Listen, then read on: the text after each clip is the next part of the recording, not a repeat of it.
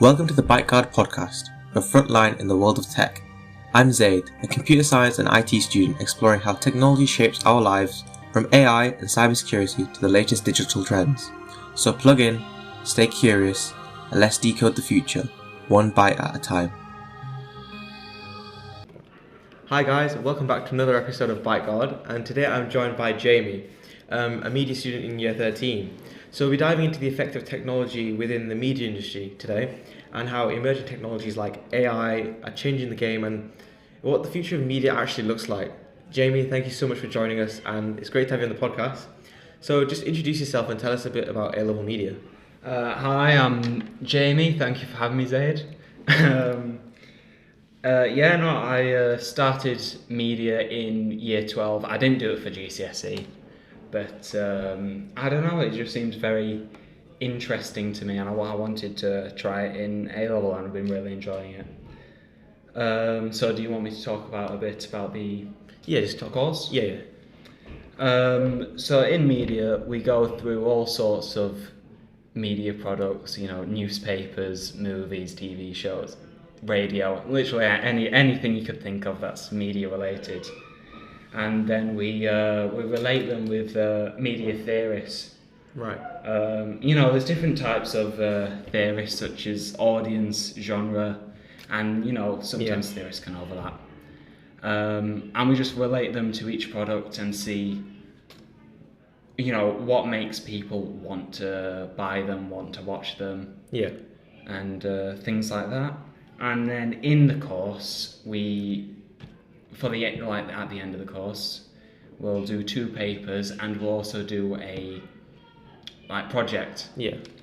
So we'll be given a spec, and I have it here for my year. This is great. The one that I'm doing is television, so I'll have to make a 3-minute short clip. Based around his Gen Z audience,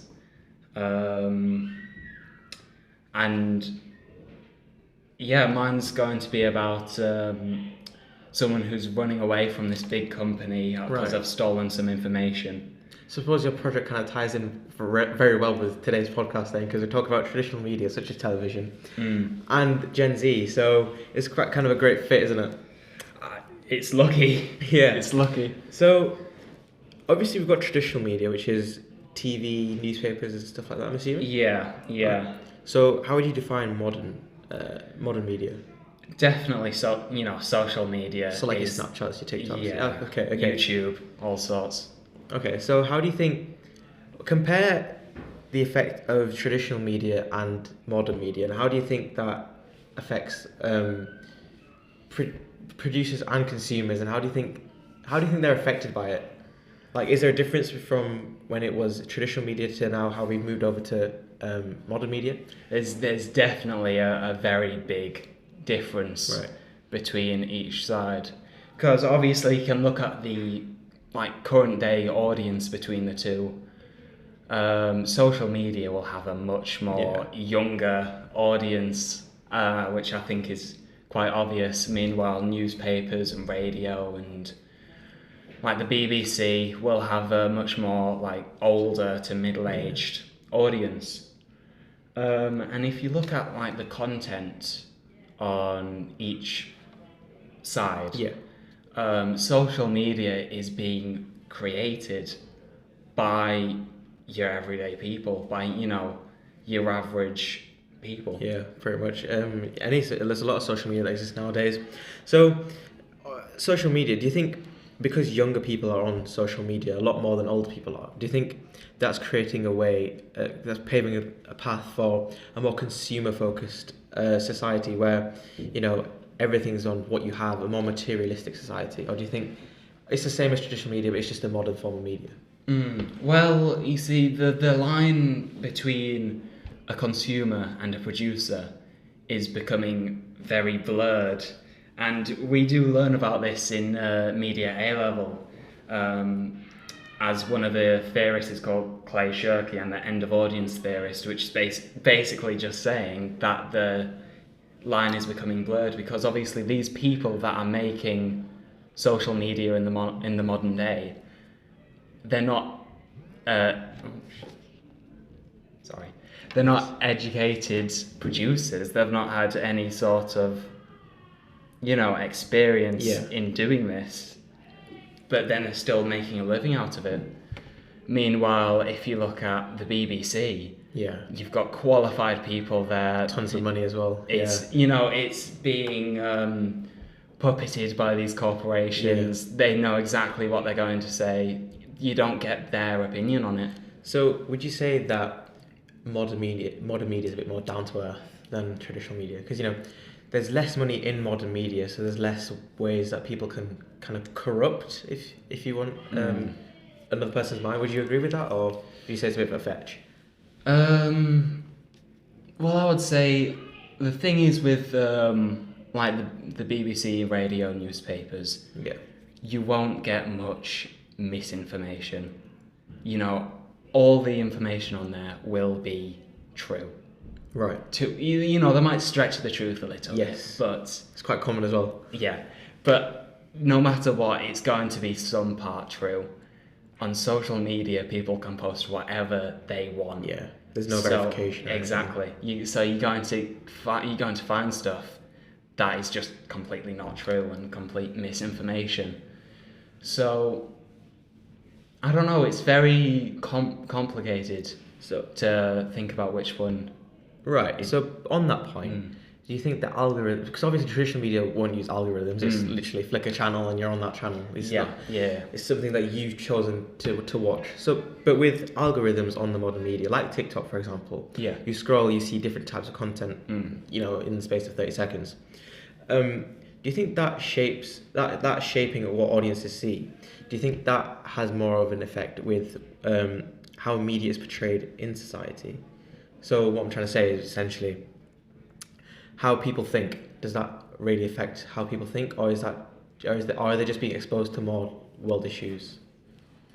So do you mean like the algorithm on social media, what they're showing people? Yeah. Right. Well, I got this ready as well. This is perfect. I've come prepared. Very well prepared. There's another theorist that we learn about in media A level, and it's Blume Katz's uses and gratification theory. And it basically says that people will search for media that relates to them the most, their personal views.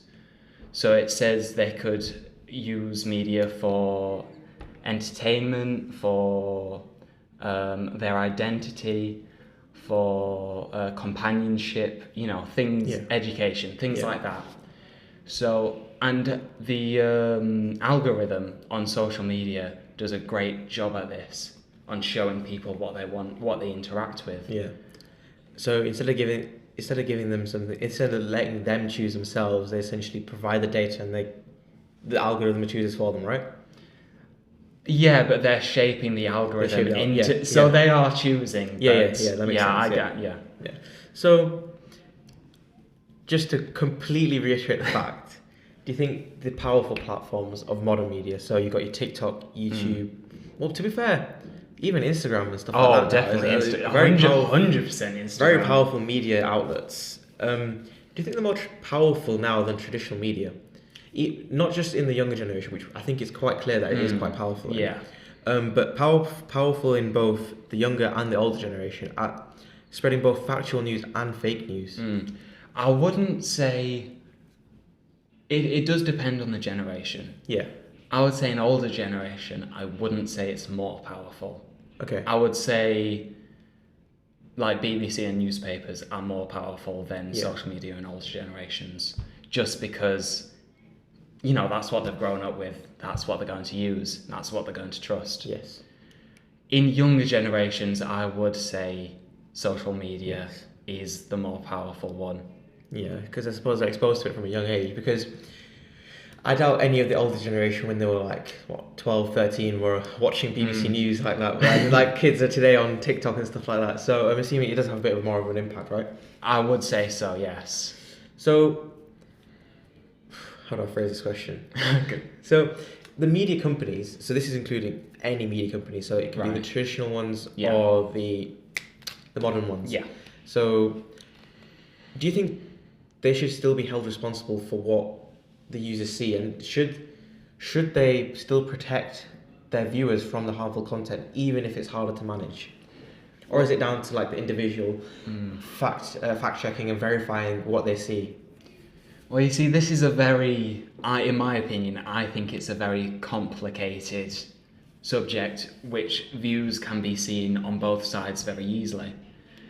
I feel like in social media, modern day news, they should look at their like average age of users, right, and then censor depending on the age of the user.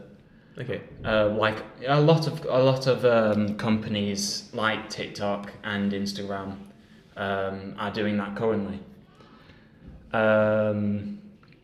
So do you think the bans that they have? So, for example, in Australia, we read that. I can't remember what the exact age was. Was it 16? I think it was. Yeah, I believe so. They're doing a huge crackdown. I did see that. Yeah. Do you think that helps with this issue that we have around the fake news spread by these algorithms? Because it's unregulated. Or do you think that just makes the situation worse? Because then when young people grow up, they won't really have anything to like compare to. If you get what I mean. I don't think it would like slow down the spread of fake news much. Maybe a little bit, but not much, because from my personal experience, most fake news comes from older people, right, that are of age to have social media. But I think it will definitely limit the amount of information that younger people will have. Yeah, and I mean like teenagers. Yes, yeah. I think it will definitely limit, because they'll only have access to the traditional methods, which are, set in stone. What they're going to say. It's not the normal. It's not the common person. It's not the common person's opinion. But do you think that's not? Do you think that couldn't be seen as a bit of a benefit as well? Because they're being forced to actually research. They're being forced to look into things and compare the different sources, rather than getting it on their feed and just scrolling past it mindlessly. Do you think that's a benefit, or? Well, as I said before, it's very two-sided. I don't think there's any clear answer forward. Right. But yeah, no, I feel like it could, and I feel like there are clear options that companies could take. Yeah. But there's no clear overall answer to what they can do with younger people and censorship. Yeah. So, okay, we've looked at the effect on the audience. Now let's look at the effect of the audience. So, right, as you study media, you're probably the most knowledgeable out of the two. So you probably have quite a lot of knowledge on how effective an audience is. So, in today's world, in today's digital world, how effective is an audience, both digital and in person? Well, you see, even in the older news methods, because newspapers have even come online now. Like you've got the Times and the Sun and all sorts. Telegraph, Metro. They've all got an online presence. Yeah. And they'll post their usual newspapers online, and users now have the ability to talk back to the producers. Yeah. They can leave reviews and comments, and they can. To be fair, I've noticed that because in a lot of them you have sometimes you have to subscribe to the newspaper to leave a comment. Yeah, no, the Times do that. It's kind of annoying, but it's funny. It's sometimes fun reading people's comments because you can see sometimes how twisted some people's views are, but then also how good some people's views are, and you can have active debates within the newspaper article, which I suppose kind of helps shapes.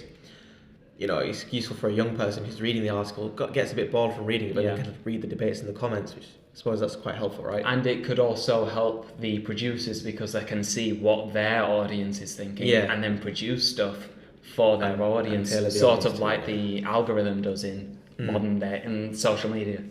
Yeah, that does make quite a bit of sense. So, a bit of a hot topic now. AI, because that's everywhere, isn't it? So It is. Firstly, how is AI like the AI that we know today, not the future AI, but how is it used in media right now, currently? Well, again, this is going from my personal experience on social media. Do love a good personal experience. You see a bunch of, like, on TikTok and Instagram, you see all sorts of weird AI videos that you just think, what the hell is this? Yeah. What the hell is this? And I think it is definitely, I would say, a bad thing in now. Right. Maybe not in future AI, because who knows what's going to happen. Who knows what's going to happen? But in modern day AI, I would say it's definitely a bad thing, because I think it's limiting people's creativity, because they're literally just putting in some stupid prompt into like ChatGPT to get famous on social media. Meanwhile, like 5 years ago, it was more creative. More thought out, and actually funny. You see a lot of quotes. They'll see the AI, and then in the comments they'll just be like, "Well, I joined Instagram a few years ago just to post photos. Look what it is now." It has changed quite a bit as well. I think you notice it as you go along in the years as well, compared to, I don't know, 2-3 years ago. There was hardly anything, as the brand it in the modern term as brain rot. There was hardly any of that. Well, I mean, the AI just wasn't good then, was it? Just in the past year or so, it's just gotten crazy. It's gone so realistic. Yeah. So, what's your personal view on AI being used in things like media creation? So, writing, editing, presenting, even presenters. A lot of presenters are AI bots now, and also a lot of marketing is quite like AI posters. I'll walk into like a shop and they'll advertise a smoothie, and I'll just be like an AI character there with a AI generated smoothie. I've seen that before. Yeah. So, what's your view on that? I don't agree with it. No. I feel like there should be a lot of awareness around the use of AI, because it can be used very badly as well. I'm sure if you look on like Reddit or something like that, you're gonna find all sorts of just awful very dodgy stuff. I think it's lazy. Yeah. I think it's very, like, especially an advertisement. You're making an advertisement to sell a product, and if I look at that, I just think, well, you don't really care about your product. Exactly. You've put no effort into it at all. You're not trying to sell it to me, if that's exactly. I personally don't agree with it, and I think there should be a lot more awareness around the use of AI. Yeah. And I feel like in the future they will make more censorship and more constraints around AI, just like they have done in recent years, especially in the UK. Right. And final question on AI, unless I have a quick follow-up question, but this is the final question I've got written down. So, I think I know your answer to this, but do you think AI threatens creativity, or can it potentially enhance creativity? If we're looking at current AI, I would definitely say it limits creativity. I wouldn't say it expands creativity at all. As I said, it's just some kids putting some prompts into an AI and just getting famous off it, and it's just not even good video. It's not educational. No. It's not for their, going back to Bloomer and Cats, it's not for their identity. For me, it's barely entertainment. Right, yeah. But if we're looking at future AI, I don't see how it could expand creativity much, but I feel like it could get better. I feel like it could be a lot more helping people a lot more with what they're doing. I suppose creativity is something natural. You can't artificially create creativity. If you know what I mean. But then people could use it to help, like, ideas. That is true. To make content. Yeah. As I said, it just depends how they use it. Okay, that's fair. That's fair enough. That's fair enough. I quite like the response. Well, Jamie, that's the end of the interview. I didn't have a follow-up question. Thank you so much for coming on. It's really appreciated, and thank you guys for listening. There'll be more interviews coming as well. So if you do want to join an interview, do let me know. In any of the comment sections that are available. This is the first interview of, I don't know how many interviews we've got planned, but there's quite a few plans. I might release a timetable later. But thank you for listening, and we'll see you in the next episode. Yeah, thank you for having me. All right. Thanks for tuning in to the ByteGuard podcast. If you enjoyed this episode, follow the podcast and share it with someone who loves tech as much as you do. Stay safe, stay smart, and I'll catch you in the next one.